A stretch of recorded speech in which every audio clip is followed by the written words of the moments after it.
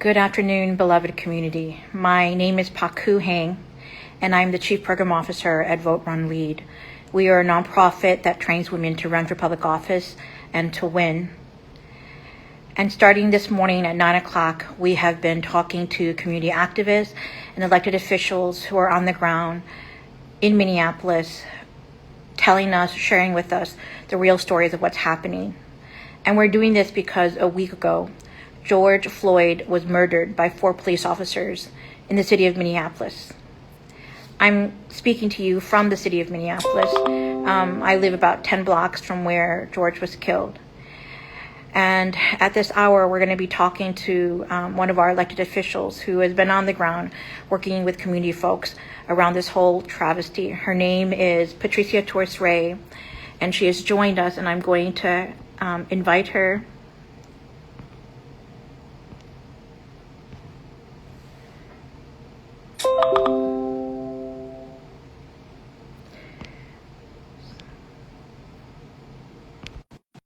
I'm going to invite her to join us on this call. If you can just bear with me for a second. Hi, Patricia. Good afternoon. It's so wonderful to see you. So wonderful to see you, Senator. For our audience, this is Patricia Torres, who's a state senator from Minnesota in Senate District 63, which is a Senate district that includes parts of Minneapolis. And Patricia, you have been on the ground talking to community members, to business owners, to residents. I'm wondering if we can start off by just sharing with us, how did you find out about the murder of George Floyd? I had a lot of texts from good friends. When I woke up and grabbed my phone, I had all of these messages with actually the video.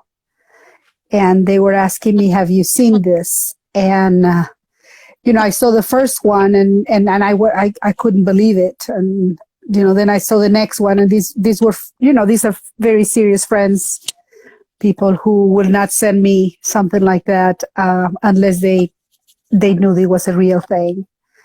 So I found out really early in the morning, and it was through the video that people knew. And so then I went into, Facebook and social media and realized what had happened. So I learned very early in the morning through messages of friends. Wow. And can you tell us what's been happening since then? I know that you have been touring certain corridors that have been burned. You have been talking to community groups. You've been talking, I'm imagining, to the activists that are on the ground. Patricia, what are the stories that you're seeing and hearing? It has been a very traumatic moment, really from the first day. As you know, a lot of the episode itself happened at the border of my district, and I too live about 4 blocks. I live on 40th and 10, so I live very close to the corner where this took place. And then after that, trying to make sense out of it, trying to read, to connect with people, and that very evening, really beginning to see how people were coming to the district incredibly upset, and the developments just happened so quickly. The fires began to happen so quickly.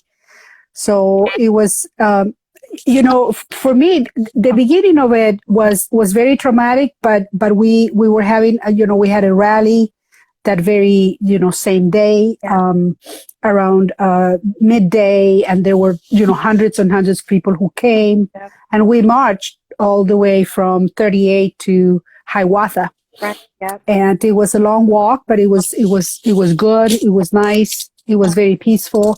Yeah. And then in the evening, things really disintegrated. And from there on, it was a nightmare. It was a nightmare just experiencing, these moments, these calls, not knowing what was going to happen. And the fires, I think, were the most traumatic, when the fire took place right there across the street from the precinct office, from the police precinct building. And so it was just total devastation. I just have never obviously experienced anything like this. And, it was the experience, completely different, not knowing who do you call, how do we trying to find out what do we know, what is happening, whether or not you should go there or not. It was a very difficult time. Mm. Patricia, can you share with us some of what you saw when you did a tour of Lake Street? I know that you and the People of Color Caucus, you guys have been doing some of the tours and talking to folks. What did you see? I know you went through some of the restaurants. What remains of some of the restaurants on Lake Street? What have you been seeing? That's still, the most difficult part for me. These are places that I frequent, many of them are places from friends that I know. This is the area where I hang out. This is, it's very, very emotional for me to go because, obviously the destruction is incredible. It's something that I don't think anybody has experienced. And then everything else, has been is closed and is boarded up, and all of these wonderful places that we don't know when they are going to be able to open again, and if they will be open again. We already were in a very difficult situation with the pandemic. Many of these places were closed and trying to figure out how they adapt, to a time where they couldn't attend the public. And today you just kind of witness this destruction and this kind of very sad situation, this not knowing what the future for us is, seeing so many buildings completely destroyed. They're gone. So we only have the ashes right now and people cleaning, many destroyed, windows destroyed. It's a very difficult thing to experience. And when I go, I'm having a hard time, seeing that and trying to make sense out of it and trying to figure out what are we going to do next. I'm hearing in your voice when you talk about it that their property and their buildings, but what is really hurting is the people. And I feel like you talked about this. There is a collective trauma that's happening amongst all of us that spurred with George Floyd's death, but it's a compounding of so much of the heartache that we've all been feeling, in addition to all the Black men and women that are killed by police officers, but by this COVID pandemic and how it has revealed so much. I mean, it's always been there. We always knew it, but it's making so stark the inequities in our society. I know that you guys have a special session that's coming up. Do you think that any of these issues are going to be addressed, both, some relief for business owners, but also just, some underlying policies, whether it's, divestment of for-profit prisons, or if it's different policies around, having police officers have liability insurance? Like, will the special session address any of these issues that are coming to fruition this past week? I very much hope so. That's what we have been focusing our effort on. And I think it's pertinent to say this because we are with Vote, Run, Lead, that it makes such a difference to have a group of people that are with you, like the Posse Caucus. We have the people, an indigenous group. There's 16 of us, and they have been on the ground from day one. We have been calling each other. We have conference calls. We are talking about crafting legislation. We know the people who own this business, and they are from the metropolitan area. They are not all in Minneapolis. We have obviously a large group in St. Paul, but the sensibility and the ability to comprehend how all of us are impacted by these laws and the reforms that we need to do in our criminal justice system and in law enforcement system is so real with each and every one of our members. And so for me, having them has made such a difference to plan these ideas, to brainstorm, to figure out, to really amplify the voice, because I think this would have been a completely different thing if I had been, kind of in the past, for instance, without the House members, because the House members are just incredible.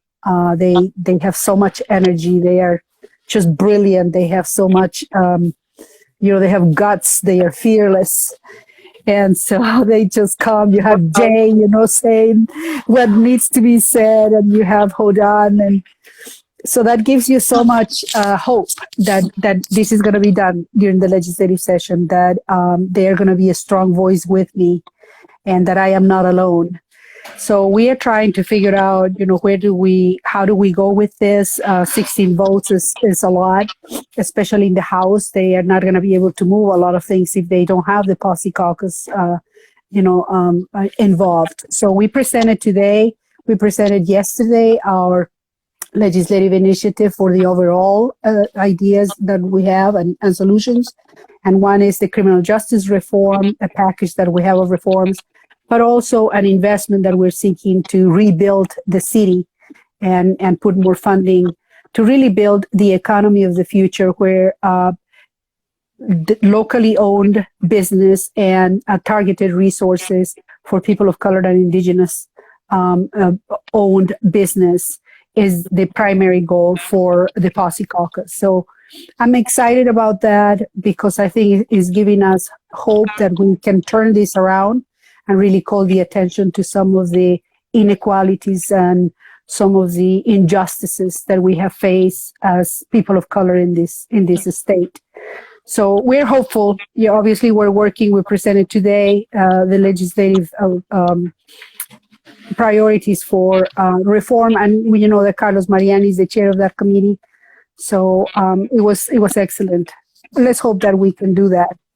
I'm really hearing from you, Patricia, that who our leaders are matters, right? And you and Jay or Samantha, Ohan, you all have this unique perspective, and it is an unprecedented time at our state legislature to have this many people of color and indigenous leaders. So I feel like this is exactly why you guys are there. I wanted to ask, because I know that you're really busy and I want to be respectful of your time. I wanted to ask you one final question, and that was that you heard last night that our president is willing to send in military troops, even against the governor's wishes and the state legislature wishes. And I'm wondering what your thoughts on that. Is that even constitutionally possible? And how would the state legislature react if such a thing happened? We are in that discussion right now. In fact, I'm going to go into caucus in a moment. It's a very, very difficult situation. I think that that decision could cause tremendous problems for Minneapolis. We have seen the determination of so many of the young activists who are here in the streets. It's very important that people put context into this. I have been meeting with a lot of our activists. I was meeting with a group of indigenous people who were here cleaning the streets at 6 a.m. yesterday. And they came in a van from different parts of the state. Our indigenous people are quiet, but they have such profound stories. And some of these stories that they were telling me about how in so many occasions they were apprehended and tortured by the police. And one of them showed me how when he was 15 years old, he was apprehended and he was grabbed by the police so hard that they broke his hands, and his hands are deformed as a result of it. And to this day, he carries that anger with him. And as I listened to their stories and all of the trauma and all of the abuse that they have received over the years in such young ages, I thought how angry I would be. I was angry just from listening to them. I was so angry from seeing, how, they've been seeing their bodies and listening to their stories. This is what people of color and indigenous people have faced in this state for generations, So that accumulation of pain right now is coming out. And the last thing that we need is military presence. We don't need military presence right now. We're moving forward and we're gonna take care of ourselves.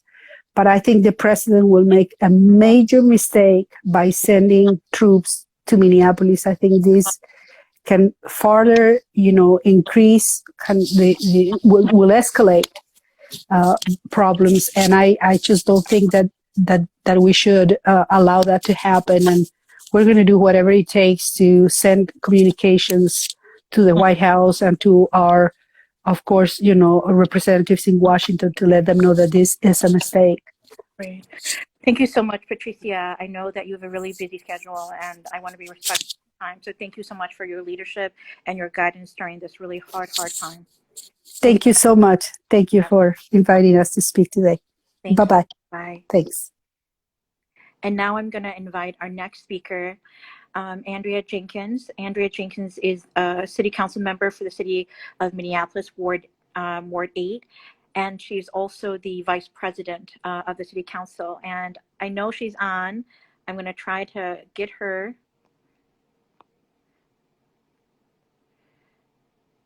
So I'm trying to get her on here, and it's not allowing me.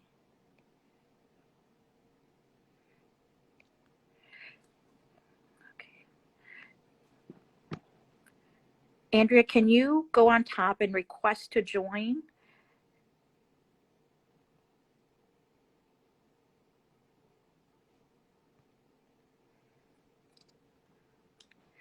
So I know that Andrea Jenkins is on.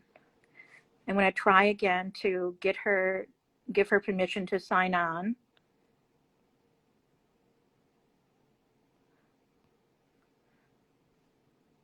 So Andrea, just if you could just request to go live with me. Sorry, you all, we've been having this difficulty this whole day.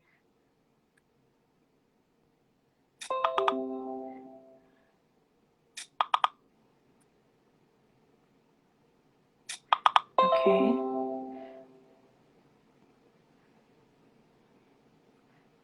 Okay. If we could just be patient, Andrea is going to be joining us in a little bit. She's coming off of a press conference that the city council just had. They just announced that. So we are here. We're really excited to hear from her. So I'm going to try again to see if we can get her on. Oh, here she is. Stand by for a second.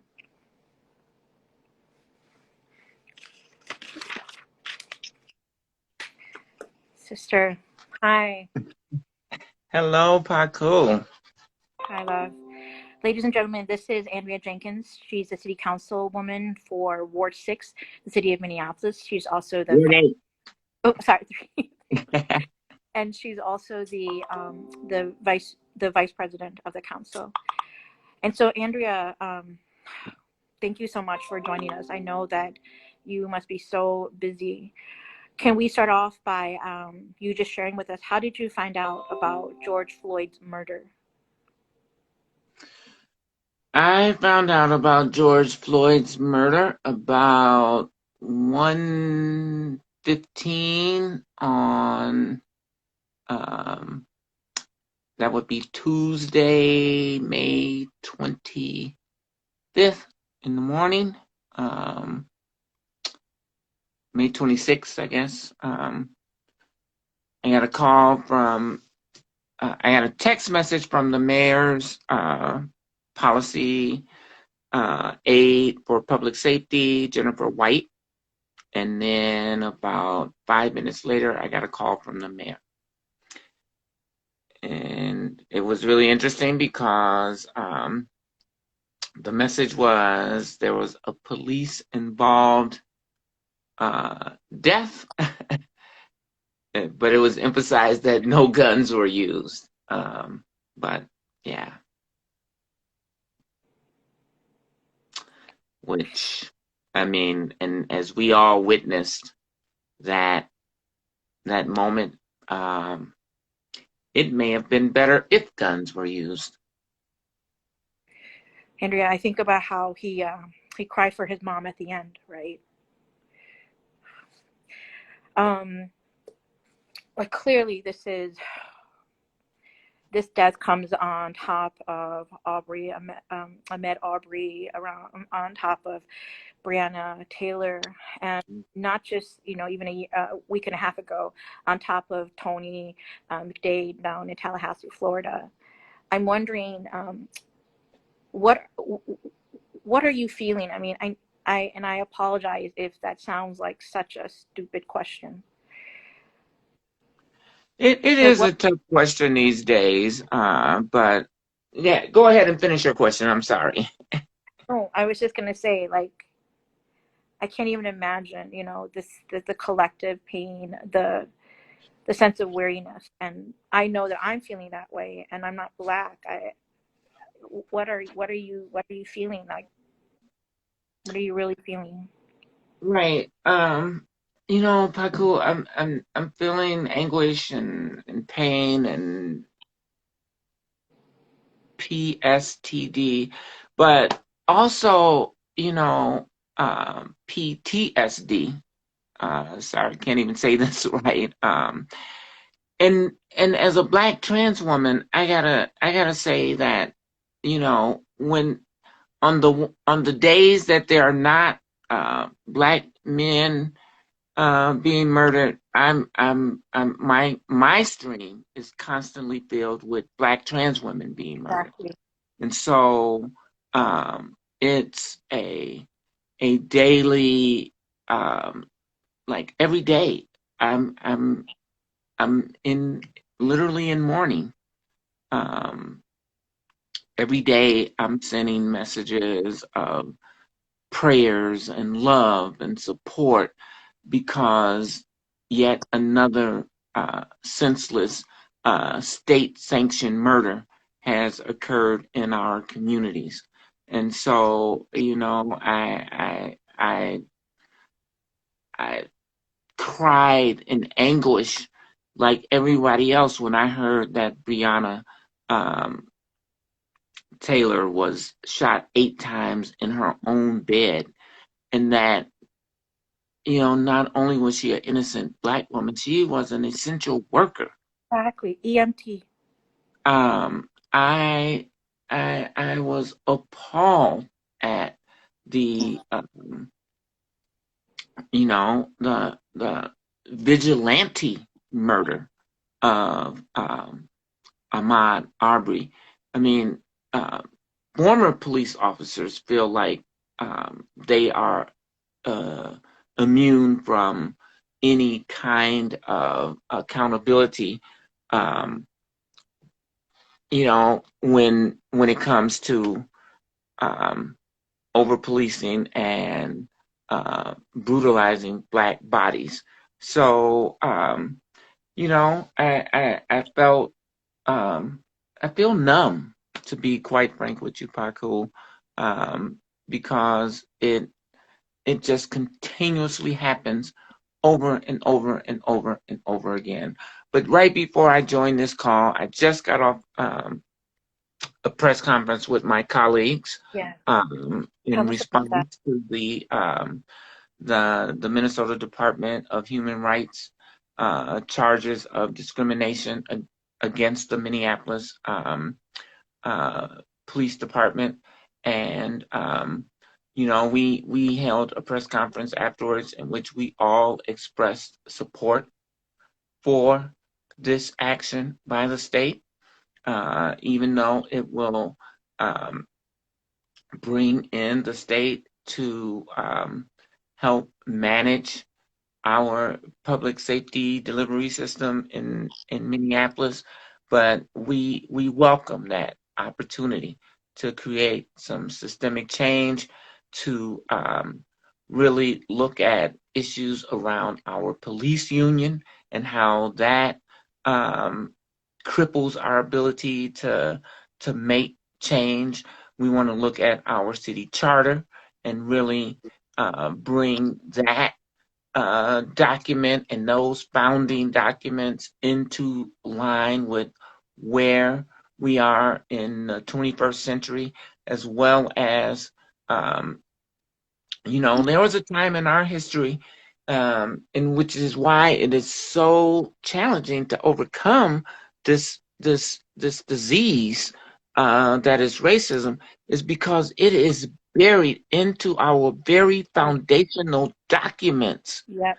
So many times I'm sitting in meetings, Paku, and I'm being told, no, we can't do that because the charter says this. No, we can't do that because the state legislature says no. Right. Or they're going to preempt us. And so Right. I'm glad you had Senator Torres Ray as one of your guests in this day-long conversation, because we need to have our partners from the legislature, from the county, from the University of Minnesota. No one is exempt from this. Exactly. Minneapolis Police Department, it is not the only racist institution in our society. I'm sorry to inform all of your viewers, but every single institution in this culture and society has been designed to oppress, overlook, ignore, to squeeze every ounce of work and resources out of Black and brown bodies, to fuel and monetize corporate interests, and that has to stop. Yeah, exactly. As the vice president of the council, we have been hearing a lot about the police contract as a place where we can begin to have some of that change. As the vice president of the council, educate us, Andrea. What is that process? Is it every year? Is it every 2 years? How can people share their voices or their opinions? So generally labor contracts are every 3 to 5 years. We have multiple labor contracts with multiple different entities within our city. I want to be real clear. I am not anti-union. Yeah. I support labor rights. Me too. I'm a union member myself. However, the police union is designed to protect for lack of a better word, criminal officers who are terrorizing our communities. And certainly not all officers are. I've been appreciating and loving seeing the videos of officers condemning this murder. Yeah. And so we know that it's not all officers, but what we do know is that it is, again, this racism buried deep within the culture of the department that we have to root out. And so, yeah, it's going to be a long, hard journey, but we need community to be a part. And we also recognize that community has been telling us for years and years and years. So we are going to incorporate those ideas before we go and sit down and say, oh, come tell us again, right? We've heard you. Yeah. But this is going to create opportunity where now we can begin to institute some of those policies. So, for example, one of the first things that we can do immediately is ban any form of a chokehold. Exactly. No more chokeholds. That is a thing of the past. Right. And so, we welcome this opportunity to investigate this department, to make change in this department, to really look at the union contracts. One of the things that's the question that you asked me. And so police union contract comes up about every 5 years, and we are in the midst of negotiating that contract right now. negotiations with the police are very challenging, very, very challenging. And many organizations have been preparing and drafting the Citizens United Against Police Brutality, um, Voices for Racial Justice, and other community groups have been really pouring into the police union contract. It's a public document, and so they have made a number of really valuable suggestions to be negotiated for. I will tell you that negotiating with the police union, well, with any union, is a very challenging process. You know from your own legislative work, Pakul, that just because you ask people to do the right thing, it is not. They don't generally just kind of roll over and say yes. But with this consent decree, this really gives us the opportunity to take stronger control over the contract negotiations, as well as some of the institutional barriers at the legislature. We can begin to try and work to address some of those, as well as some of the barriers that are present in our city charter. Great. Andrea, I know that you're really busy, so I want to be respectful of your time, but I just want to say that I love you. I see the amazing work that you're doing. I see how you are grieving, and I'm so sorry for that, and I'm there with you. And thank you for being a light for so many, many of us. Thank you, Well, thank sister. you for inviting me to be a part of this pretty historic dialogue that I was looking at all of your guests, and I'm just thrilled to be a participant. I am, as when I was campaigning, Pakul, this was after the election of the Orange reality show TV star. I said, in almost all my campaign speeches, if we are going to hell in a handbasket on a burning bus, I want to be the one driving it. And with this COVID-19 pandemic, this horrific economic depression that we are finding ourselves in, combined with racial strife and injustice that we have now had to wake up to as a society, it's extremely challenging and stressful on all of us. So I want people to be kind and gentle with yourselves. Please, try to get rest, try to eat, and remain healthy. I know so many of you are out there on the front lines trying to help people to protect their properties, to protect their homes, to clean up their communities, to get access to food. And I just want to thank you all so much for doing that work. It matters. It builds community. It creates hope at a time when so many people in our community do not have hope. So once again, thank you, Pakul, for having me as a part of this conversation. Thank you so much. Thank you for being you. Thank Bye. you.